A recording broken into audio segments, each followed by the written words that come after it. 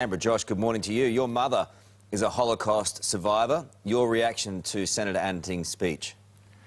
Extremely ignorant words, insensitive words, hurtful, divisive, unacceptable.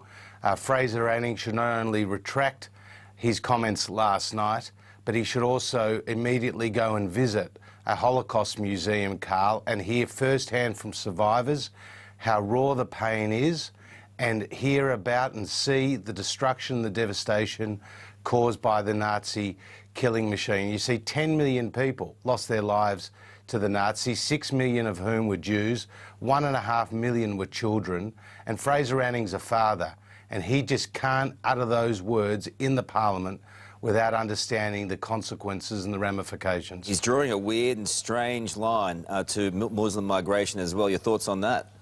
Well, we've always had a non-discriminatory immigration policy, and Australia has been based very successfully on multiculturalism and immigration. And we've got to keep the focus on harmony, and his comments do not advance that cause. How do you feel about this morning?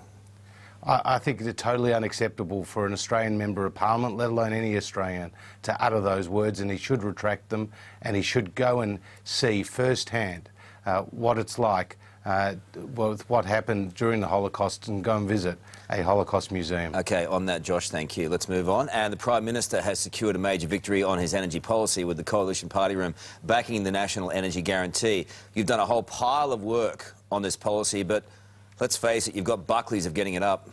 That's not true at all, Karl. Our focus is unequivocally on lowering Australian families' and businesses' power bills, and the National Energy Guarantee will do that to the tune of $550. Now, Labor set us a task to get it through our party room. The Prime Minister has done that. And the question for Bill Shorten is that why is it so hard for him to vote for lower power bills for Australians? It should be the easiest decision he takes, but he's all about politics. We're all about prices. OK, you still have a number of people inside your own party. It may have got through the party meeting, but you've got a number who will cross the floor, 10 in fact. Well, that's not right.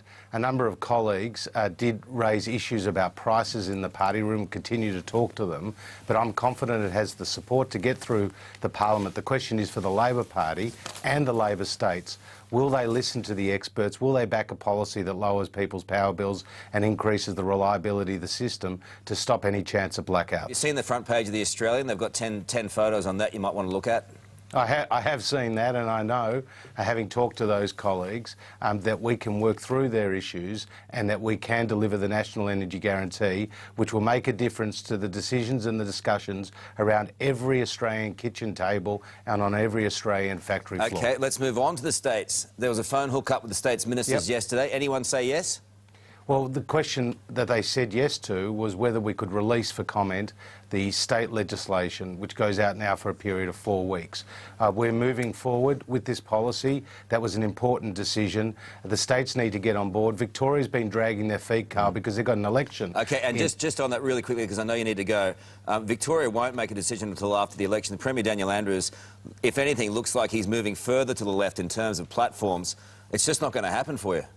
Well, Daniel Andrews is scared of the Greens. He gets a few hundred emails and suddenly starts quivering. The fact is, Victoria has the second highest power prices in the country and the greatest risk of blackouts. Daniel Andrews should support the National Energy Guarantee, which will lower prices and increase the reliability of the system. OK, I know you've got to go. We'll talk to you soon. Thank you. Thanks, Karl. OK.